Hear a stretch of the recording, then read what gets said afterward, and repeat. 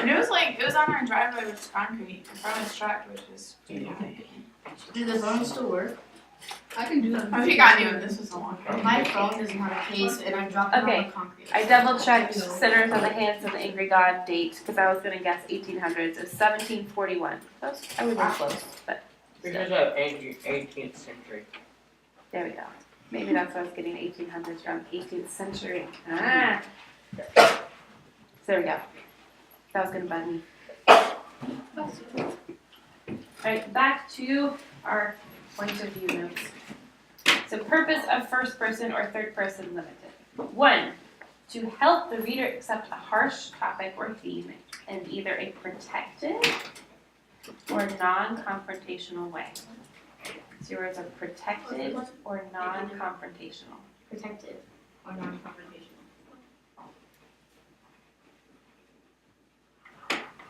So your example that I think is listed on your paper is in the novel To Kill a Mockingbird by Harper Lee. She explores serious racial themes, so that's obviously pretty weighty, but through the eyes of 6-year-old Scout. So a little girl is telling the story, make sure that's going on, and so she's telling you the story, even though she doesn't understand everything that's happening, like she's just telling you straight up what's going on. The reader is piecing together what happens. So the author is expecting us to use inference. So this little girl is like, well, this happened and this happened, or like, oh, you know what, I had that happen because of this and that kind of thing. But she has no idea. Yeah, because she's just like, I mean, if you've been around little kids, they just tell you straight out what's going on. Like my 2-year-old has no problem saying, leave, bye-bye. Like, doesn't care that he's hurting your feelings. My husband says it's little daggers to the heart. Like, we drop them off at grandma's house for sleepover. Leave! Like, oh, bye. I know someone who does that. Me too. I couldn't get through the first page to kill a mockingbird. It's like just bad words off the bat. Yeah, my mom read it out loud, so she was just like, and then bleep, and then bleep. And some of that's because a little kid might not know all the nuances of why these are bad words and just repeat them, you know? You've seen little kids do that. Oh my goodness. But I never finished it. It's like bleep bleep bleep. It's been a while I read since some. I've I read some of Tom Clancy's books that you know. Anyway, so your Window to the World book actually says this about it. It says it allows, quote, the audience to experience the dreadfulness of a hard topic, racism, in a non-confrontational way, which in turn helps us open our minds and accept the story's theme. So if it was more confrontational, you might get angry from it and like put it down, that kind of thing. It also limits our exposure to only what the viewpoint of the character experiences, allowing us to examine some more sinful aspects of the world. So again, the inferencing, you're piecing together like, hey, this isn't fair, this isn't fair. Wait. We're going with B now? Yes, I think so. Okay. I think my numbering is different than yours. Mine is number 2. Your next blank should be slowly. To reveal the story's details slowly, keeping the reader engaged. So this we saw a lot in The Most Dangerous Game. We already talked about being limited to Rainsford. We don't know what Zeroth is up to. Even it takes us a while to realize what Zeroth is doing on his island with the people that are shipwrecked there.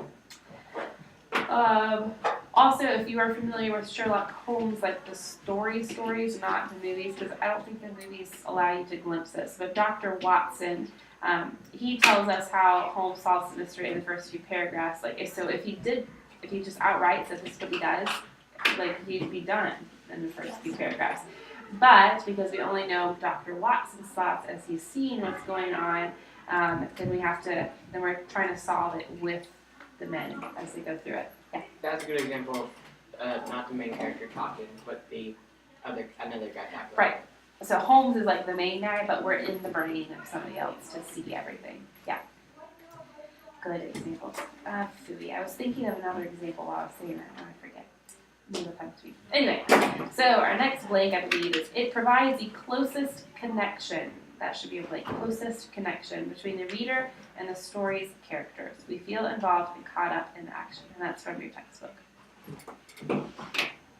Hey, do the third person stuff when in the Sherlock Holmes stuff, when Watson isn't there, if he isn't ever there, would it switch to another character telling about Holmes, or would it just? I think That part would typically just be- it just would cease. Maybe the author would find a way to like back tell you stuff that happens. Occasionally, I think the author would choose to switch perspectives. Or like maybe the person will get a note from whatever happened. And be like, Right. Oh, so this is what the note Or said. like, like Sherlock would come home and he's like, Watson, you'll never believe what just happened. Right, And then tell him the something like entire that. story. I've always been fascinated with the way that directors and people get away with this. Like, my husband and I rewatched the movie Doctor Strange, and then he showed me the Honest Trailers thing on YouTube for it. And in Honest Trailers, they poke fun of one of the characters. Like, the sole purpose of this character is to explain stuff. Be like, oh, so this is happening. Or like, oh, I read about this in a book. And that's how they get away with like creating this whole world of magic and names of spells and people and get you as the audience to understand it. So I'm always like fascinated with, okay, if the author wants to create this event, but there's no way for our character who's telling us a story to be there, how do they get around that? Do they have another character go back and explain things? Like the Doctor Strange character whose sole role is to explain stuff. Like they usually do like flashbacks in movies to like. Yes, and they can do flashbacks in stories too. So yeah, it might be a flashback. I think they do often do that in Sherlock Holmes, where Holmes is kind of crazy, so he goes off and does stuff, and then finally later it'll come to light. And Book, he movie, might, or TV show. mostly based on shows of like Sherlock will go do something and then explain it later to Watson, or Watson will figure out like, wait a minute, why do you have this in your house? And then it comes up. Or Sherlock Holmes will tell him what happened. Super Right. clearly And they'll be like, convincing. catch up, Watson, catch up. That kind of thing. Catch up. Anyway, you don't have to know Sherlock Holmes to get this. Are we good on that part before we go on to third person omniscient? The TV show is funny because Doctor Strange is played by the same actor, but he comes back as Sherlock in the TV show. Oh yeah. So it's like, ah. And Watson. I know you. I think Guy Fawkes. Yeah. Yeah, the TV show. He probably has pretty Martin Freeman. Yeah, the ghost bird. And he was also Captain America Civil War. As one of the main dudes, so. Oh, which Well, he was like a Well, sort of a foil character, like sort of side character. yeah. Not really. What are Okay. we discussing? Third person omniscient. The narrator is all knowing, as word omniscient should lead you to understand. He has access to the thoughts and perspectives of all the characters and even events or actions that none of them know about. So he's kind of like God, but Yes. not as powerful. So you'll still see the same third person pronouns of he, she, and they. So that alone will not give it away if it's limited or omniscient, but if you know it's he, she, or they, you'll be able to pick up that this is not first person, this is not second person. Do you have your books with you? Let's see if we can find any examples. I think I do. So like it's this story and it's like a conversation with one of the other characters. It's like blah blah blah Dave said and then blah blah I replied. What is that first person? Yes. Like she's or he is hearing. Yeah, so if it's saying I replied, then we're in front of that person. Alright, in your book, if you would turn to the beginning of the necklace, one example is from page 82. That one, Sorry. that will The help. pronouns are he, she, and they. He, she, and they. It could be it too, but we're referring to people. Wait, for third person. Omniscient. Annotate this one. Alright, I think especially just from the beginning where we're getting our initial descriptions of the tills. So look around page 82 if I have the page number correct. Silva. Boom. 83. See if you can find an example where they're describing the tills in a way that the person has to be omniscient, that our narrator has to be omniscient. This like the very beginning. Yeah, it should probably, I think we Is it like the first sentence? there are probably several, so read what you find. Well, there's Basically, part of it. The first, Endlessly feeling herself born the for first 5 every paragraphs. every delicacy and luxury. Alright, hold on. Suffered from Zach has one example that he's reading a British accent of sorts. So start again so everybody's listening. Okay.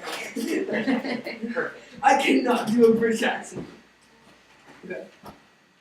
She suffered endlessly, feeling herself born for every delicacy and luxury. She suffered from the poorness of her house, from its mean walls, worn chairs, and ugly curtains. Yes. That's an example of we are knowing not just her thoughts, but like her feelings. So if it were like her thoughts only, that could be third limited. Can you find another example? It's because her tastes were simple because she had never been able to afford any other, but she was as unhappy as though she had married neither. The example that I have printed in my notes, she was one of those pretty and charming girls born as though Yeah. fate had blundered over her and into a family of artisans. So these aren't just her thoughts. Like this isn't what she's thinking. It's Like this is describing. Yeah, it's describing her. So this is an indication that this is not just third person limited where we're only from Matilda's perspective. It's omniscient because we know more than what she's sharing. Like she probably wouldn't want to go up to her best friend and be like, I actually feel like I've been married beneath me. I am not for wealth and this is awful. Ooh, ouch. Your So- best would be like, what? So I'm like, I don't think we're friends anymore. Yeah, so those are clues that this is omniscient. So getting to our purpose, why might an author use omniscient third? Number one, it creates distance between the narrator and the audience. If the author wants you to know something. Close. If the author wants readers to know something the characters don't know about, he may use this point of view. So you might get foreshadowing in this way of you as the reader get clued into like an event or an action that's going on and the characters don't know what's happening. Oh right, like in most horror movies, like you know how it pans out and you see like the murderer around the corner that they're about to turn, and you're like, no. Yeah, or don't open that door because you saw the bad guy or the monster or whatever. Oh yeah. Yeah. Yeah. So yes, most foreshadowing happens that way. You see the events, you see the chain of action, the characters don't. Okay, objective. This is a fun one. So this is another form of third person. Third person objective. The narrator acts like a reporter, telling only what can be observed from the outside. Inside thoughts and feelings are not known. You'll still see the same pronouns, he, she, and they. That sounds like the weather reporters. It's like a camera. So they're just saying exactly what happens, but they're not tied to one particular character. Would that make the narrator feel close to us or far away? Far away. So probably more far away. Interestingly enough, examples of stories told in third person point of view. Typically, even like your old childhood fairy tales, they just say the events that happen. They don't really, like, you still have a main character, but you don't know their thoughts and feelings any more than any of the other characters. It's just their actions are laid out. Like the Bible. Yes. In large part, a lot of the Bible would be like that, yes. The letters. Those are Yeah, more like the narrative Old Testament. Just, this is the story of Noah's and knowing that. Other purposes or affect a reader for choosing a particular point of view. So I think this is your last big chunk. Okay. To reveal new information. So we talked about the benefits of following a character or not following a character to show new information. To foreshadow.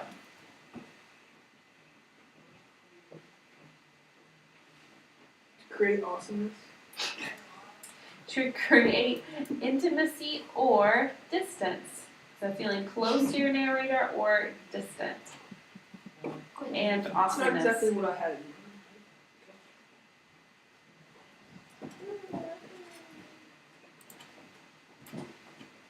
To create humor.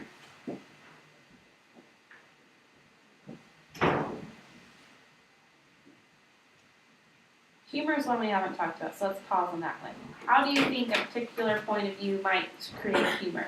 They all can do it, but how do you think like if one might create humor more If the than another? main character is really funny, So we can either be in that character's head or we can be outside just to see their hilarious comments. Anyone ever read a book like that? I think that's The more than. Phantom told me. Oh, dude, that was so funny.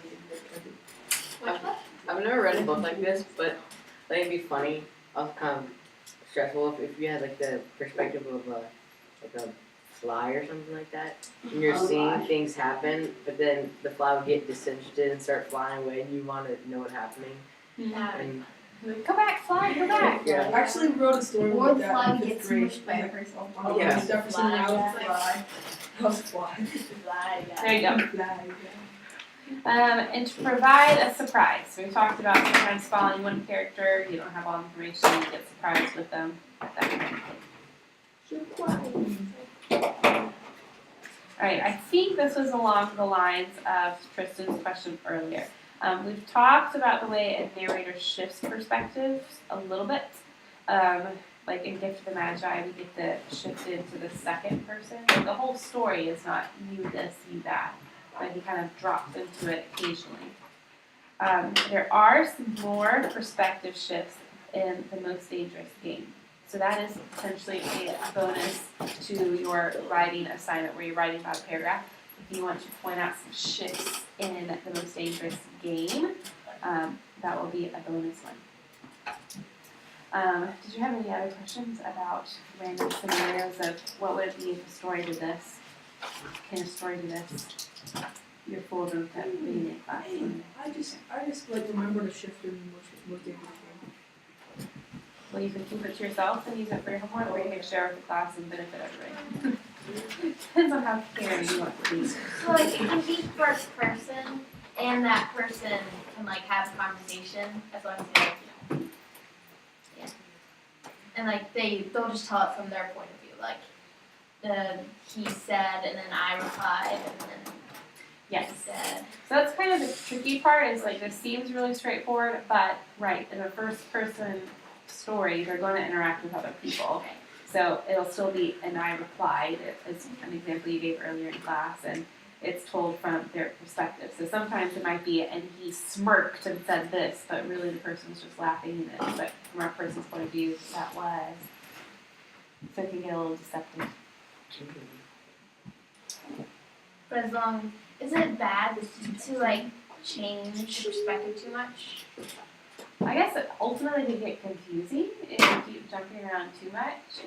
But, I mean, if you notice, like when we were talking about the Gift of the Magi, he dropped in the second person, and he only did that a few times. As And, long as you like make it clear. and then predominantly, you're still. So a large part, I think, goes back to the purpose. And if you have a clear purpose, then I don't think it'll be too confusing. Okay, for a fun example, because I think this was students, like, one of their favorite things that we did last semester. Because we're also not going to be able to read one of their other favorite stories, so we'll do this instead. A simple example of shift in narrative perspective. Because a lot of what we're talking about is what happens when you shift the narrative perspective and why shift. So, are you familiar with the kind of, I guess it's a fairy tale, the story of the Three Little Pigs? Yeah. What happens in Three Little Pigs? Oh.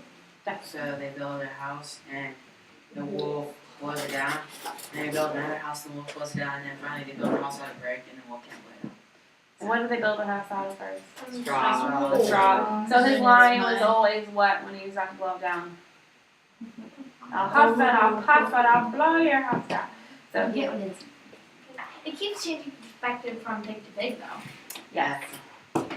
So assuming technology cooperates, I have for you the true story of the Three Little Pigs. Yes, I have that book.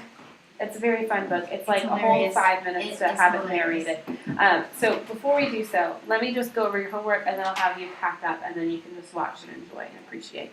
So homework again. So you'll have a handout. You'll go online and you'll print this out and it's actual like little excerpts from different stories and books and you talk about what the narrative perspective is based off of that. Then you have an identifying narrative perspective in a work of your choice. So I'm going to detail this online, but you are writing a paragraph. You're going to give quotes to prove it and talk about this is the perspective, like it's third person limited, and I know this because this quote shows this, that kind of thing. If you want to do the bonus, you can talk about also, in addition to this paragraph, you can talk about the narrative shifts in the most dangerous game. So I'll try to remember to put that in your homework as well. You're just going to look for your notes about mood and tone. I think we did this in class the other week, so just look in your notebook and find that. I'm going to try to remember to link back to the key so you can just reprint it out if you can't find it. I forgot to turn the rough draft. Okay, thank you. That helps. Is this the And- the little story where it's like the wolf's point of view, right? Like this. And then the final thing that I heard Jackson say is the final draft. So if you were just getting back today your rough draft with feedback, then your big homework is to work on the final draft and make sure you put the rubric and bring in your rough draft all together. A couple of you are already done because you turned it in today because you got your rough draft back last week. Does that make sense? Any questions on that? Okay, you can put up your stuff and I'll